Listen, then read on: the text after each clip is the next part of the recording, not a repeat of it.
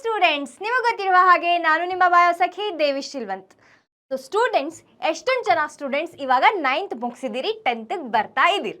ನಿಮ್ದೆಲ್ಲ ಪ್ಲಾನ್ ಇದಿರಬೇಕು, ನಾವು ಹಂಗೆ ಹೋಗಬೇಕು, ಹಿಂಗೆ ಓದಬೇಕು, ನಾವು ಅಷ್ಟು ಪರ್ಸೆಂಟೇಜ್ ತೆಗಿಬೇಕು, ಇಷ್ಟು ತೆಗಿಬೇಕು, ಟಾಪ್ ಸ್ಕೋರ್ ಮಾಡಬೇಕು ಅಂತ ಸ್ಟೂಡೆಂಟ್ಸ್ ಸಲುವಾಗಿ, ನನ್ನ ಪ್ರೀತಿಯ ಸ್ಟೂಡೆಂಟ್ಸ್ ಸಲುವಾಗಿ ಈ ವಿಡಿಯೋ ಏನಪ್ಪ ಅಂತಂತಂದರೆ SSLC 2027. Yes, you are going to write your exam in 2027. So science full year road ಮ್ಯಾಪನ್ನು ನಾನು ನಿಮಗೋಸ್ಕರ ತಂದಿದ್ದೀನಿ. ವಿಡಿಯೋನ ಸ್ಕಿಪ್ ಮಾಡ್ದೇನೆ ಕಡೆ ತನಕ ನೋಡಿ ಸ್ಟೂಡೆಂಟ್ಸ್.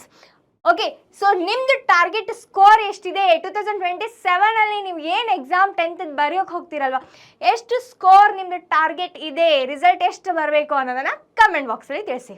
ಓಕೆನಾ ಸ್ಟೂಡೆಂಟ್ಸ್? ಸೊ ಎಷ್ಟೊಂದು ಜನರಿಗಂತೂ ಇರುತ್ತೆ, ನಾನು ಓದಬೇಕು, ನಾನು ಹಂಗೆ ಮಾಡಬೇಕು, ಹಿಂಗೆ ಮಾಡಬೇಕು ಅಂತ.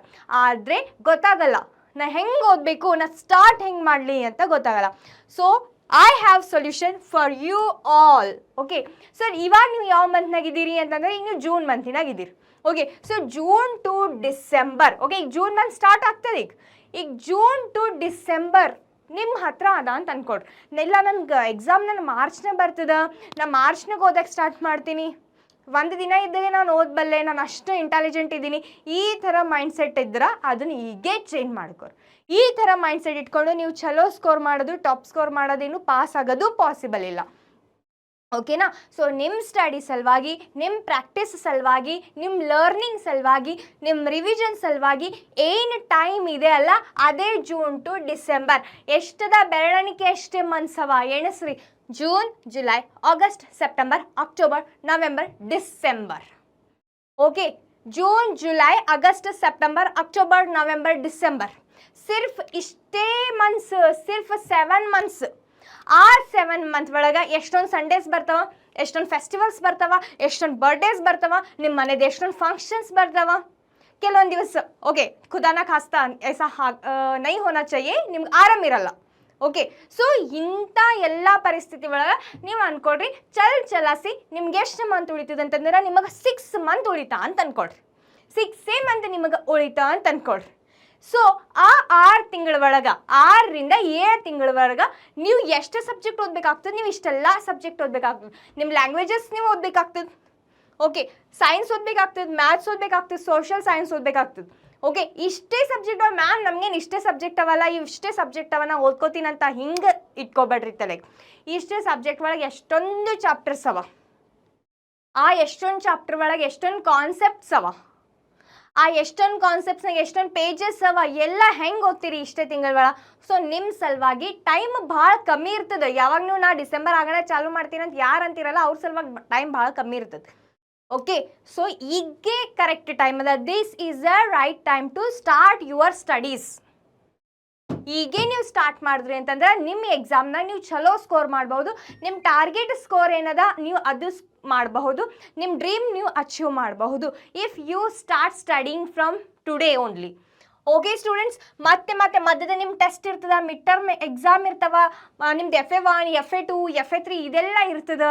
ಮತ್ತು ಮಿಡ್ ಟರ್ಮ್ ಎಕ್ಸಾಮ್ ಬರ್ತದೆ. ನಿಮ್ದು ಎಕ್ಸಾಮ್ಸ್ ಬೇರೆ ಬೇರೆ ಎಕ್ಸಾಮ್ಸ್ ಇರಬಹುದು, ಲೈಕ್ ನಿಮ್ಮದು ಏನಂತಾರದು ಪ್ರಿಪ್ರೇಟ್ರಿ ಎಕ್ಸಾಮ್ ಇರಬಹುದು, ಸಿರೀಸ್ ಎಕ್ಸಾಮ್ ಇರಬಹುದು, ಈ ಎಲ್ಲ ಎಕ್ಸಾಮ್ಗಳು ಬರ್ತಾವೆ. ಈ ಎಲ್ಲ ಎಕ್ಸಾಮ್ ಟೈಮ್ನಾಗ ನಿಮ್ಗೆ ಓದ್ಲಿಕ್ಕೆ ಆಗ್ತದೇನು? ಓದ್ಲಿಕ್ಕಾಗಲ್ಲ. ಯಾಕಂದ್ರೆ ಅವಾಗ ಏನಿರ್ತದೆ, ಎಕ್ಸಾಮ್ ಫಿಯರೇ ಇರ್ತದೆ ನಿಮಗೆ. ಅವಾಗ ಎಕ್ಸಾಮ್ ಫಿಯರ್ ಇರ್ತದೆ, ಎಕ್ಸಾಮ್ ಫಿಯರ್ ಜೊತೆ ನಿಮಗೆ ಸ್ಟ್ರೆಸ್ ಇರ್ತದೆ. ಓಕೆ, ಸ್ಟ್ರೆಸ್ ಇರ್ತದೆ, ಎಲ್ಲ ಕವರ್ ಮಾಡ್ಲಿಕ್ಕೆ ಆಗಲ್ಲ.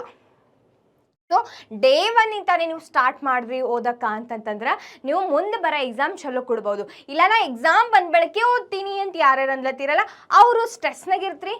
ಓಕೆ, ಕಾನ್ಫಿಡೆನ್ಸ್ ಫೀಲ್ ಆಗಲ್ಲ ನಿಮ್ಗೆ, ಎಕ್ಸಾಮ್ ಚಲೋ ಹೋಗಲ್ಲ. ಓಕೆ, ಸೊ ಅವಾಗ ರಾತ್ರಿ ಒಂದು ದಿನ ಹಾರ್ಡ್ ವರ್ಕ್ ಮಾಡೋ ಬದಲಿ ಡೈಲಿ ಸ್ವಲ್ಪ ಓದ್ರಿ. ಡೈಲಿ 1-2 ಗಂಟೆ ಓದ್ರಿ. ಓಕೆ, 2 ಗಂಟೆ ಓದಿ ಸ್ಮಾರ್ಟ್ ವರ್ಕ್ ಮಾಡಿರಿ. ನಿಮಗೆ ಸ್ಟಾರ್ಟಿಂಗ್ 2 ಅವರ್ಸ್ ಓದ್ಲಿಕ್ಕೆ ಆಗಲ್ಲ ಹೋಗ್ಯದ, ನಿಮಗೆ ಸ್ಟಾರ್ಟಿಂಗ್ 2 ಅವರ್ಸ್ ಓದ್ಲಿಕ್ಕೆ ಆಗಲ್ಲ ಹೋಗ್ಯದ, 2 ಅವರ್ಸ್ ನಿಮಗೆ ಸ್ಟಾರ್ಟಿಂಗ್ ಓದ್ಲಿಕ್ಕೆ ಆಗಲ್ಲ ಹೋಗ್ಯದ ಅಂದ್ರೆ ನೀವು ಹಾಫ್ ಆನ್ ಅವರ್ಲಿಂದ ಸ್ಟಾರ್ಟ್ ಮಾಡಿ.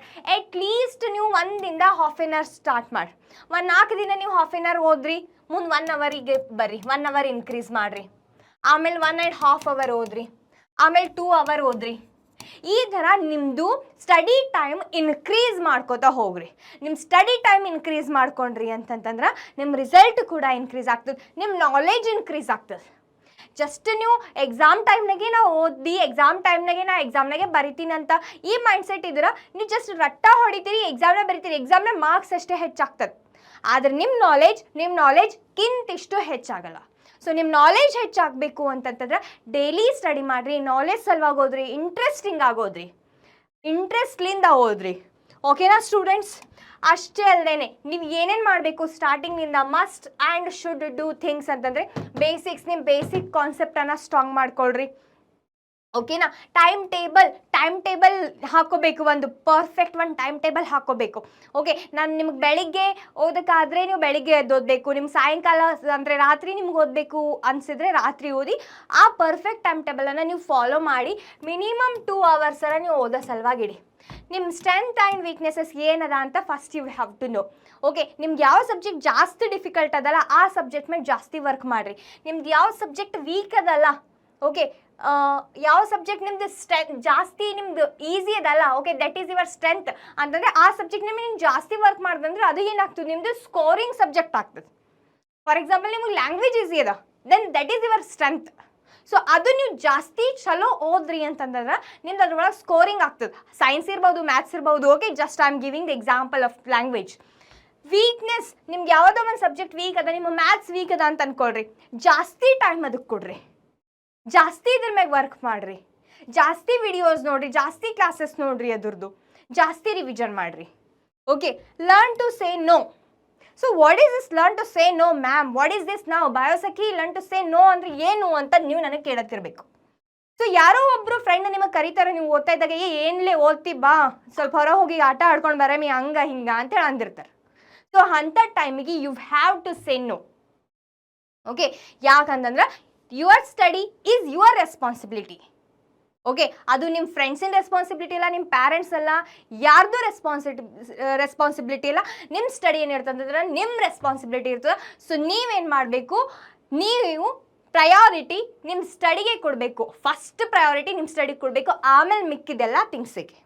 ಆದ್ರೆ ನೀವೇನು ಮಾಡ್ತೀರಿ, ಫಸ್ಟ್ ನಡ್ರಿ ಸ್ವಲ್ಪ ಊಟ ಮಾಡಮಿ, ನಡೀರೋ ಸ್ವಲ್ಪ ಹೊರ ಹೋಗಿ ಆಟ ಆಡ್ಬರಮಿ, ಸ್ವಲ್ಪ ಮೂವಿ ನೋಡಮಿ, ಆಮೇಲೆ ಕೂತ್ಕೊಡಮಿ ಅಂತೀರಿ. ಎಲ್ಲ ಥಿಂಗ್ಸ್ ಫಸ್ಟ್ ಮಾಡಿ ನಾನು ಆಮೇಲೆ ಸ್ಟಡಿ ಮಾಡ್ತೀನಿ ಅಂತ ಸ್ಟಡಿಗೆ ನೀವು ಲಾಸ್ಟ್ ಪ್ರಿಫರೆನ್ಸ್ ಕೊಡ್ತೀರಿ.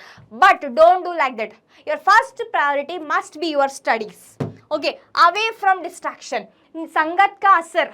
ಓಕೆ, ಗುಣ ನೋಡಿ ಗೆಳೆತನ ಮಾಡು ಅಂತ ಅಂತಾರೆ ಅಲ್ವಾ, ಈ ಗಾದೆ ಮಾತಿದೆ. ಅಂತಂದರೆ ಓದೋ ಹುಡುಗರ ಜೊತೆ, ಒಳ್ಳೆಯ ಗುಣ ಇದ್ದಿದ್ದ ಹುಡುಗರ ಜೊತೆ, ಅಂಥವ್ರ ಜೊತೆ ಫ್ರೆಂಡ್ಶಿಪ್ ಮಾಡಬೇಕು. ಜಸ್ಟ್ ನಿಮಗೆ ನಡಿ ನಿಮ್ಮ ಮೊಬೈಲ್ನ ಟೈಮ್ ವೇಸ್ಟ್ ಮಾಡಮಿ, ಅಲ್ಲಿ ಹೋಗಮ್ಮಿ, ಇಲ್ಲಿ ಹೋಗಮ್ಮಿ, ಪಾರ್ಟಿ ಮಾಡಮಿ ಅಂತ ಇಂಥ ಕೆಟ್ಟ ಚಟ ಎಲ್ಲ ಕಲಿಸ್ತಾರಲ್ಲ, they are not your friends. ಅಂಥ ಡಿಸ್ಟ್ರಾಕ್ಷನ್, ಅಂಥ ಫ್ರೆಂಡ್ಸಿಂದ ದೂರ ಇರಬೇಕು.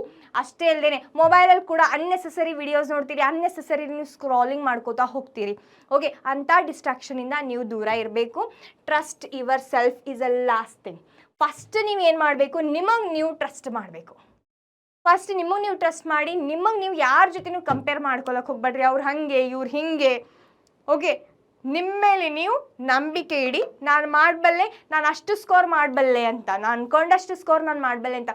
ಅಯ್ಯೋ 9th ನಾನು ಅಷ್ಟು ಚಲೋ ರಿಸಲ್ಟ್ ತೆಗೆದಿಲ್ಲ, ನಂದು ಅಷ್ಟು ನಾ ಹುಷಾರೇ ಇಲ್ಲ, ನನ್ನಿಂದ ಅಷ್ಟು ಆಗದೇ ಇಲ್ಲ ಅನ್ನೋದು ಇದೇನು ಮೈಂಡ್ಸೆಟ್ ಅದಲ್ಲ, ಇದು ತೆಗ್ದು ಹಾಕ್ರಿ. ನಾನು ಮಾಡ್ತೀನಿ ಅಂತಂದರೆ ನಾನು ಎಲ್ಲ ಮಾಡಬಲ್ಲೆ, ನನ್ನಿಂದ ಆಗಲ್ಲ ಅಂತಂದರೆ ಏನೂ ಆಗಲ್ಲ. So first you need to trust yourself. Okay my dear students, and what is essential throughout the year? Consistent study, daily revision, writing practice and proper guidance. ಆ್ಯಂಡ್ ಈ ಪ್ರಾಪರ್ ಗೈಡೆನ್ಸ್ ನಿಮ್ಗೆ ಎಲ್ಲಿಂದ ಸಿಗ್ತದೆ? Of course ನಿಮ್ಗೆ PW ಕಡೆಯಿಂದ ನಾವು SSLC Veera batch start ಮಾಡ್ತಾ ಇದ್ದೀವಿ. ಓಕೆ, SSLC ವೀರಾ ಬ್ಯಾಚ್ ಒಳಗೆ ನಿಮಗೆ ಪ್ರಾಪರ್ ಗೈಡೆನ್ಸ್ ಡೆಫಿನೆಟ್ಲಿ ಸಿಕ್ತು students. So SSLC Veera batch ಒಳಗೆ ನಿಮಗೆ ಕಂಪ್ಲೀಟ್ ಪ್ರಾಪರ್ ಗೈಡೆನ್ಸ್ ಸಿಗ್ತದೆ. ಎಕ್ಸಾಮ್ ನೀವು ಹೆಂಗೆ ಕ್ರ್ಯಾಕ್ ಮಾಡಬೇಕು, ಎಕ್ಸಾಮ್ನ ನೀವು ಚಲೋ ಹೆಂಗೆ ಸ್ಕೋರ್ ಮಾಡಬೇಕು ಅಂತ. ಓಕೆ, ಸೊ ಏನೇನು ಫೀಚರ್ಸ್ ಅವ? ಸೊ SSLC ವೀರಾ ಬ್ಯಾಚ್ನಾಗ ಏನೇನು ಫೀಚರ್ಸ್ ಅವ ಒಂದೊಂದಾಗಿ ನೋಡ್ಕೊತ ಹೋಗಮ್ಮಿ. ನಾವು SSLC ವೀರಾ ಬ್ಯಾಚ್ ಒಳಗೆ ನಿಮ್ಗೆ ಲೈವ್ ಪ್ಲಸ್ ರೆಕಾರ್ಡೆಡ್ ಕ್ಲಾಸಸ್ ನಿಮಗೆ ಸಿಗ್ತದೆ. ಅಂದರೆ ನಾವು ಲೈವ್ ಬಂದು ನಿಮಗೆ ಕ್ಲಾಸಸ್ ತೊಗೋತೀವಿ.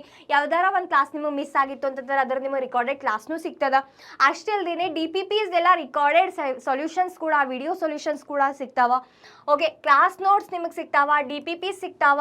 ಓಕೆ, ಇದ್ರದ್ದು ವಿಡಿಯೋ ಸೊಲ್ಯೂಷನ್ ಕೂಡ ನಿಮಗೆ ಸಿಗ್ತದೆ. Model plus sample plus PYQ ಈ ಕ್ವಶನ್ ಪೇಪರ್ಸ್ ನಾವು ಸಾಲ್ವ್ ಮಾಡಿಸ್ತೀವಿ. ನಿಮ್ಗೆ ಡೌಟ್ ಸಾಲ್ವಿಂಗ್ ಸೆಷನ್ ಇರ್ತದೆ, exam guidance, career guidance. You are going to get all these things in SSLC Veera batch which is going to start on June 1st. June 1ಕ್ಕೆ start ಆಗುತ್ತೆ students. Okay, so ನಿಮ್ಗೆ exam guidance, career guidance ಎಲ್ಲ ಸಿಗುತ್ತೆ. Day 1ಇಂದ ಹಿಡ್ಕೊಂಡು ನಿಮ್ಮ exam ಬರೆಯೋವರೆಗೂ, ನಿಮ್ಮ exam ಮುಗಿದು ನಿಮ್ಮ ರಿಸಲ್ಟ್ ಬರೆಯೋವರೆಗೂ ನಿಮ್ಮ ಕೈ ಬೇಡ ಹಿಡ್ಕೊಂಡು ನಾವು ನಿಮ್ಮ ಜೊತೆ ಇರ್ತೀವಿ. ಸೊ ನೀವು ನಿಮ್ಮ ಎಕ್ಸಾಮಲ್ಲಿ 100% ಸ್ಕೋರ್ ಮಾಡೋ ರೆಸ್ಪಾನ್ಸಿಬಿಲಿಟಿ ನಮ್ಮದು. ಓಕೆನಾ? So don't worry, just have to start working. Okay my dear students, so batch ಬಂದುಬಿಟ್ಟು ಸ್ಟಾರ್ಟ್ ಆಗುತ್ತೆ June 1ಗೆ. ಎಷ್ಟೊಂದು ಜನ ಸ್ಟೂಡೆಂಟ್ಸ್ ಆಲ್ರೆಡಿ ಎನ್ರೋಲ್ ಮಾಡ್ಕೊಂಡಿದ್ದಾರೆ. ಸ್ಟೂಡೆಂಟ್ಸ್ ನೀವು ಕೂಡ ಎನ್ರೋಲ್ ಮಾಡ್ಕೊಳ್ಳಿ. ಇಂಥ ಒಳ್ಳೆ ಫೆಸಿಲಿಟಿನ ಮಿಸ್ ಮಾಡ್ಕೊಳ್ಳೋ ಹೋಗಬೇಡಿ. ಇಂಥ ಒಳ್ಳೆ ಚಾನ್ಸನ್ನು ಮಿಸ್ ಮಾಡ್ಕೊಳ್ಳೋದಕ್ಕೆ ಹೋಗಬೇಡಿ. ಓಕೆನಾ? Thank you so much students. See you.